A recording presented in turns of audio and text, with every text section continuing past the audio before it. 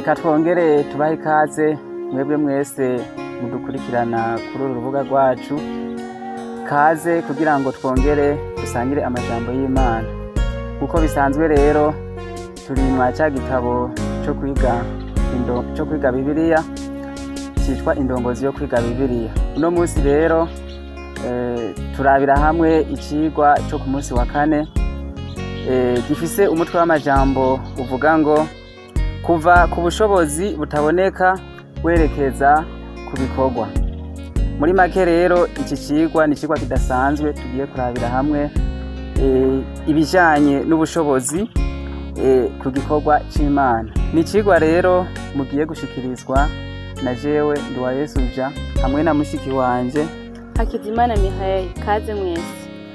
Tutaragira icyo tuvuze rero reka duce bugufi tubanze dusenga. Amen.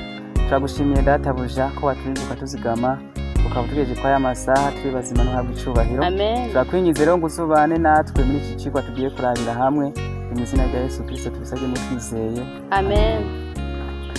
Ikigwa rero cuno munsi dusanga mu iki gitabo c'indongozi yo kwiga Bibiliya cyo ku munsi ugira kane. Twabonye ko kitubwira ibijanye no kuva ku bushobozi butaboneka werekeza ku bikorwa. Turabona rero ngo amasengesho yo kwinginga ni kigwanisho gikomeye mu guhangana n'intambara ihambaye hagati y'iciza n'ikibi. Kimwe mu byahishuwe biboneka muri iyo ntambara biri muri Daniyeli igice c'icumi. Turabira hamwe rero muri make ukuntu Daniyeli nk'umuvugishwa n'Imana ukuntu yabanye nayo mu bihe bitoroshe, ibihe bidasanzwe, aho tubona by'ukuri ukuntu yageze aho afata ingingo yo kumara iyinga zishika kuri 3 ariko arasenga kubw'ubwoko bwiwe cyangwa se ubwoko bw'Imana bwari buri mu bibazo bikomeye cyane igihe bari inyagano. Turabona rero ko mu gihe cya Babuloni itsindwa n'Abamedi n'Abaperesi, Abayuda bari bakiri abagurano. Daniyeli rero yafashe ingingo yo kwisonzesha ikiringo kingana n'indwi zishika kuri 3. Sinzi rero uno munsi twebwe ko twogira ishaka nk'iryo ku gikorwa c'Imana kugira ngo by'ukuri dusabe Imana ibane natwe. Ariko turavye ukuntu Daniyeli yasenze, Imana yabanye nawe iramwishura. Amen. Iramwiyereka kandi biba ibintu bikomeye cyane. Tubisanga muri iki gitabo ca Daniyeli igice c'icumi uhereye kurya murongo w'10 ukageza ku murongo wa 14. Reka dusabe mushiki wacu Mihaye abandanye adusomera iki gice ca 10 ahere ku murongo wa 10 kugeza ku murongo wa 14. Kaze. Murakoze cyane. Nkuko mwamaze kumva ikigwa cyacu ko kivuga kuva ku bushobozi butaboneka werekeza ku gikorwa. Nivyo koko Daniyeli yagize gute? Yaragifashe amayinga 3 asenga kugira ngo Imana ishobore kwigaragaza. Nkuko yansavye reka dusome Daniyeli igice c'icumi ku murongo kuva ku murongo wa 10 gushika kuri 14. Haravuga hati: nuko haza ukuboko kunkorako bituma fukamika amavi n'ibiganza njugumira. Arambwira ati: Daniyeli, muntu w'umukundwa cyane, utahure amajambo ngira nkubwire. Va hasi uhagarare kuko ubu ngutumweko. Amaze kumbwira iryo jambo mpagarara mpindagashitsi. Maze ambwira ati: ntaco utinya Daniyeli, kuko uhereye umunsi washiriye umutima kugutahura no kwicisha bugufi imbere y'Imana yawe, amajambo yawe yarumvise. Amen. Amen. Kandi ayo majambo yawe nyene niyo azanye, ariko Segaba ubwami bw'Ubuperesi yamaze iminsi 21 andwanya.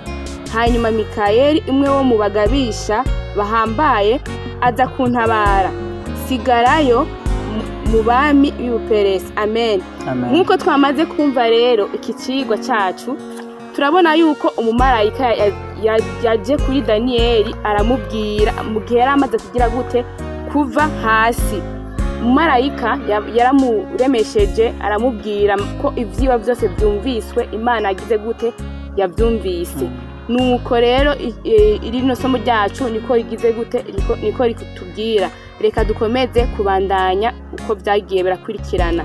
Bitwereka ko natwe uno munsi igihe twoba by'ukuri twitayeho igikorwa c'Imana, biratwereka neza ko Imana itoreka kubana natwe. Yego cyane. Kuko tubona ko umumarayika Mikayeli nyene inkomezi, kandi tubona ngo ko ari we Yesu Kristo yaramanutse ku isi.